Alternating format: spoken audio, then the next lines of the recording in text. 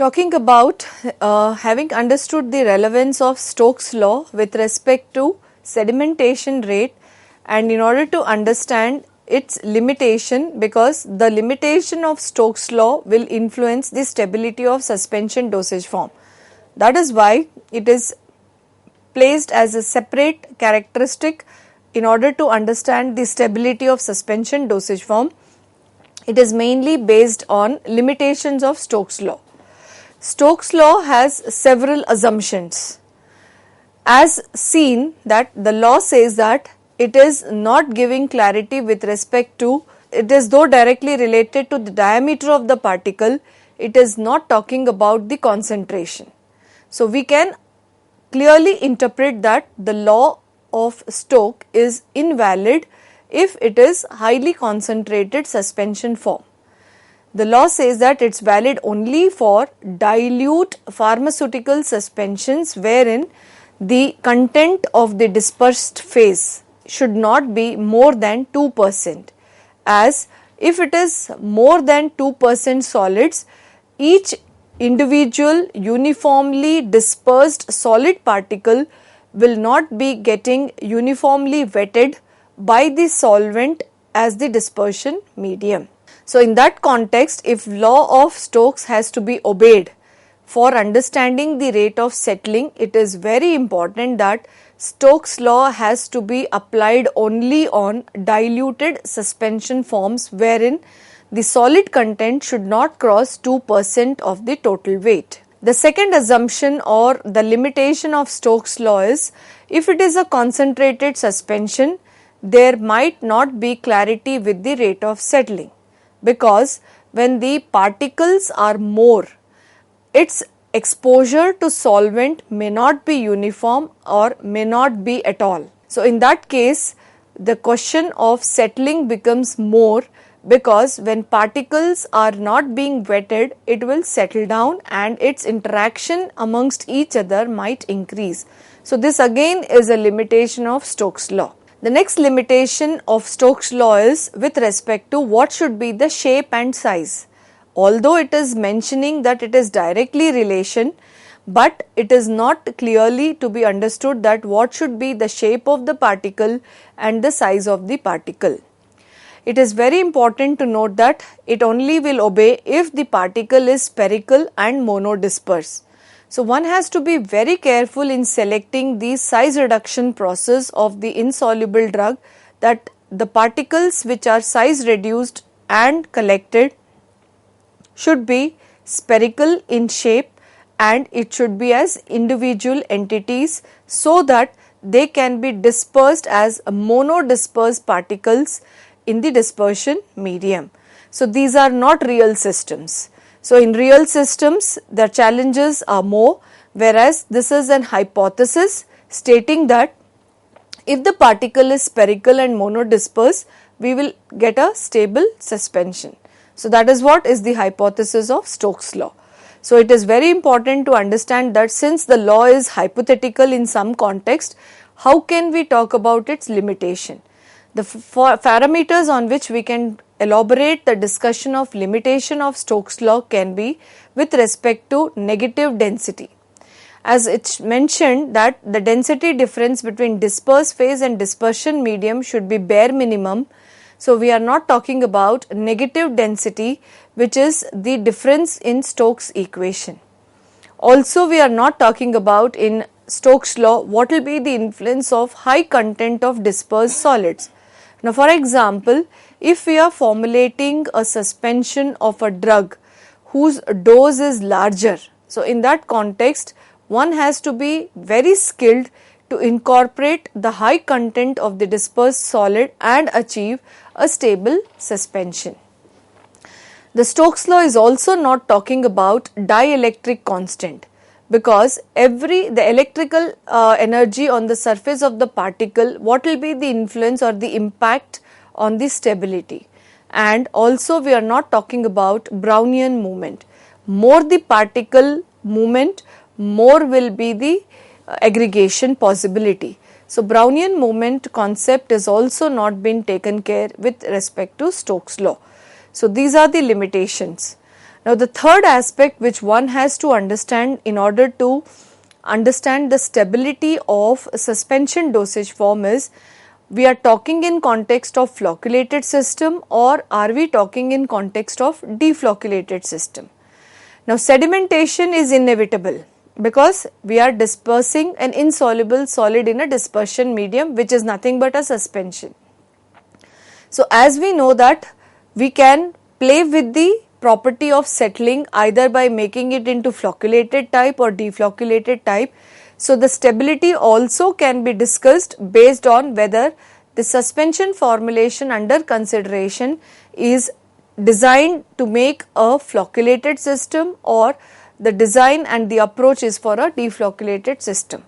The reason being that if we are talking in context or we are talking of flocculated suspensions, we already have to understand that the preparation methodology on selection of the right additives and the drug should show that it is settling rapidly but with loose aggregation, and these systems will be recreated on gentle shaking. Whereas if we are preparing a deflocculated type of suspension, it is very clear that the settling was going to be slow. So these system will look more homogeneous or monodisperse, but on storage, long storage, it might start showing settling, and this settling is because the particle aggregation is going to be more compact and a clear layer separation would also be seen in some context on long storage. So ideally, talking in terms of stability, it's always approached that if it is for oral use, one should always aim for designing a flocculated suspension. But if the suspension is intended for external use, the choice is between a flocculated type or deflocculated type. Now the question arises, why is this difference? The difference is because when we are giving a suspension orally, dose accuracy is very important. So when dose accuracy is important, that is only attainable when the suspension is flocculated type. And if the suspension is for external use, deflocculated systems can also be managed because deflocculated suspension, once they are sedimenting, their redispersion becomes more challenging. So for dose accuracy aspect, one should remember to go with flocculated systems for oral use strictly.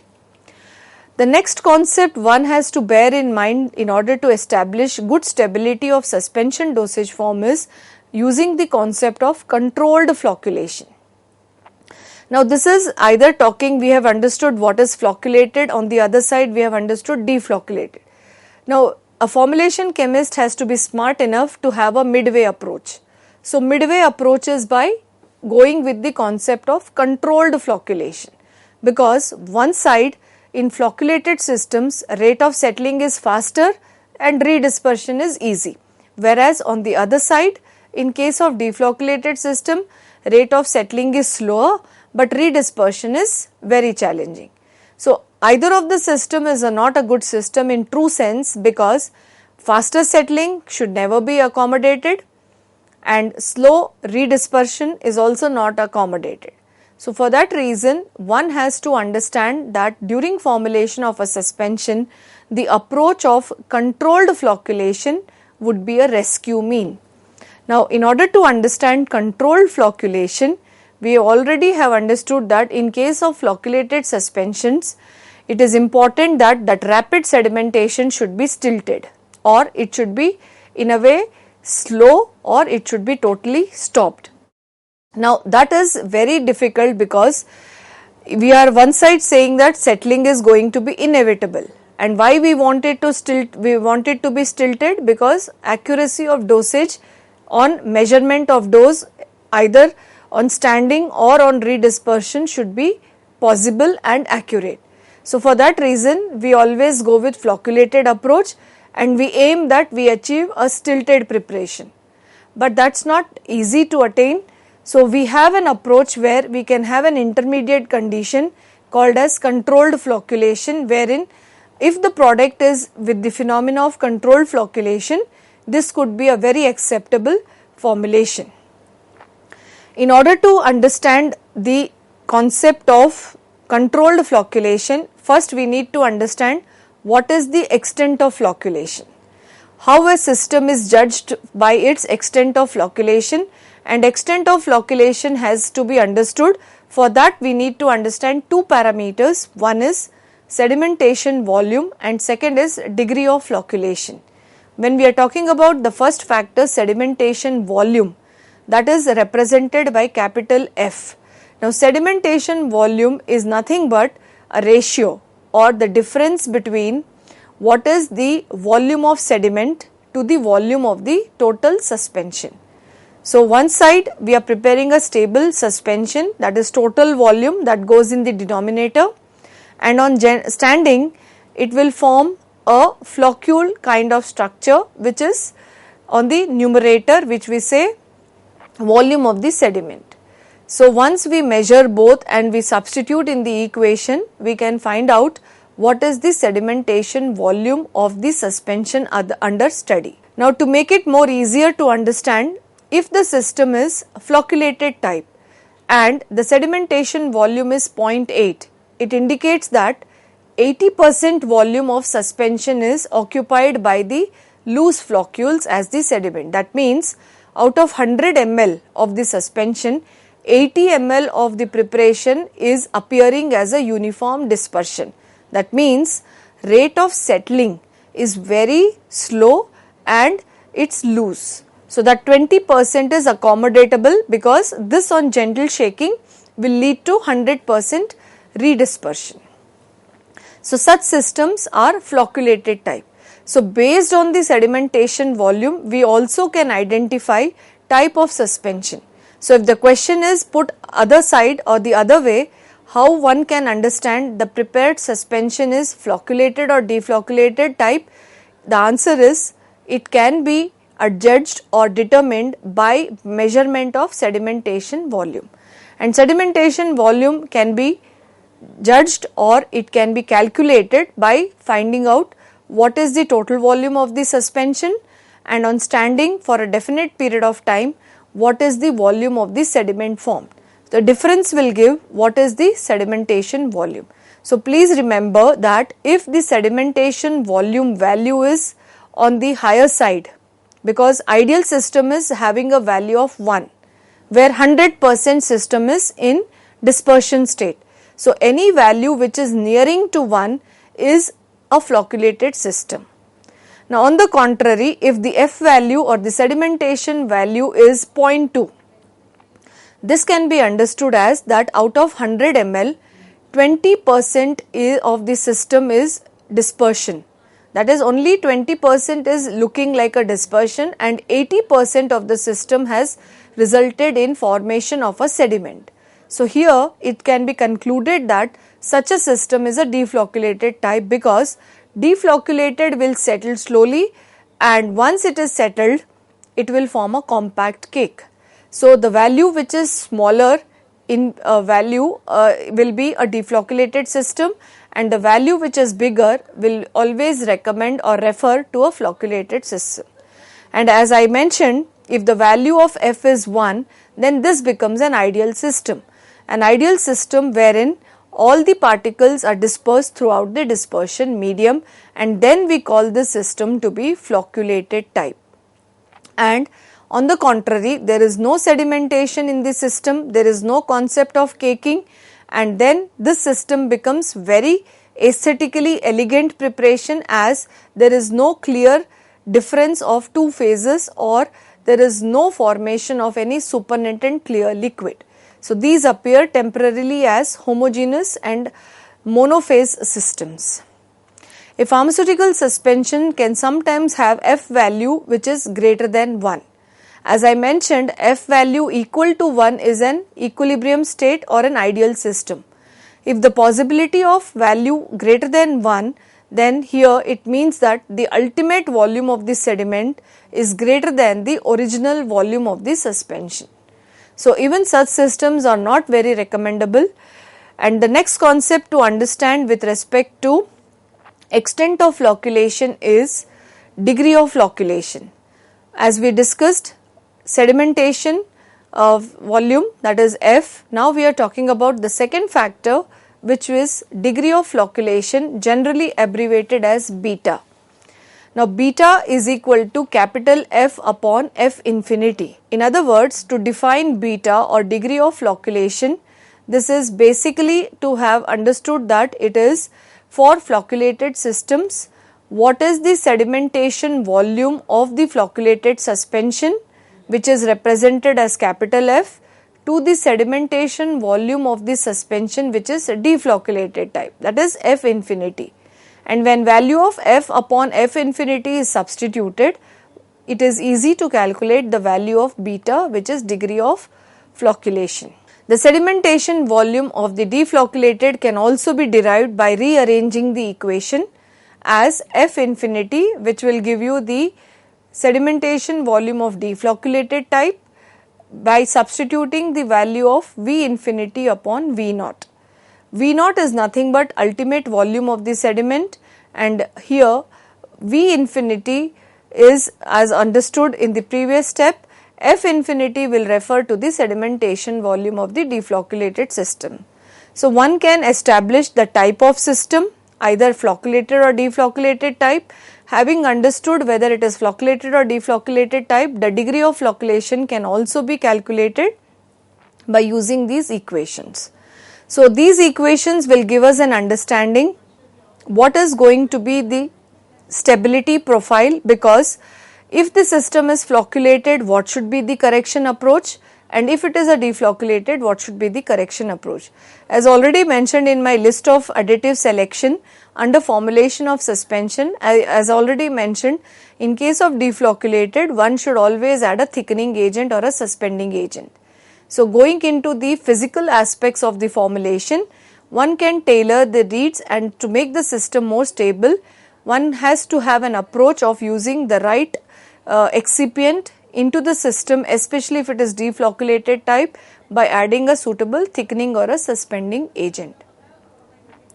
The next approach to understand the stability of suspension is particle size. Now already we have understood from Stokes' law that it has to be a direct relation. So lower the particle size, good will be the stability, and also we have understood that particle should be spherical based on the hypothesis of Stokes' law. So here one should remember that if stability has to be considered while formulating, one should remember that the optimum particle size should be selected. Now if the particle size goes above 5 micrometer, then this may lead to making the preparation more gritty. So when a patient consumes it orally or applies it externally, he may have a feeling of gritty texture. So particle size should not be exceeded 5 micrometer on the higher side, and an optimum size range already mentioned is between 2 to 5 micrometer. Fine particles should also not be taken, that is less than 2 micrometer, assuming that it will help in better surface area exposure, better wettability and stable preparation, because they may bring in some instability in the formulation. So particle size becomes a very important approach, and the best way to have a good stability suspension is by selecting optimum particle size. So in pre-formulation stages, one has to optimize the particle size required for a particular drug which is formulated. The next concept to understand stability is in context of crystal growth. So as the words is self-explanatory, crystal is growing. So each drug particle is assumed to be a crystal, and when does the crystal grow? When number of particles keep coming together. So with this concept, one will be clear that crystal growth and structured vehicles will also have an influence. So in today's lecture, we are going to understand, we have understood rather, what is the formulation approach and what are the stability characteristics. So in my next lecture series, the last two stability aspects will be touched upon, and the next type of biphasic systems, emulsions, will be taken up. Thank you.